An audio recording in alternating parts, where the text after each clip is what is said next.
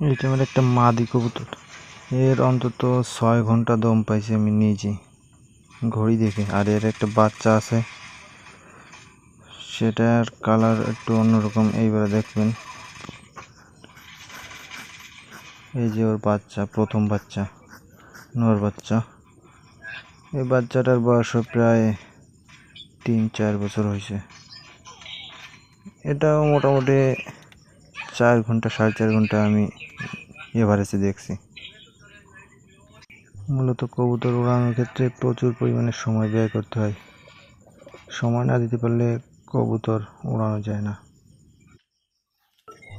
মাদিটারও আইস quality খুব ভালো এবং বাচ্চাটারও আইস কোয়ালিটি ভালো খুবই। কবুতর দুটি কেমন লাগছে সবাই কমেন্টে জানাবেন। পরবর্তী ভিডিও পেতে সাবস্ক্রাইব করে দেবেন, আর ভিডিওটা ভালো লাগলে লাইক দিয়ে সাথে থাকবেন।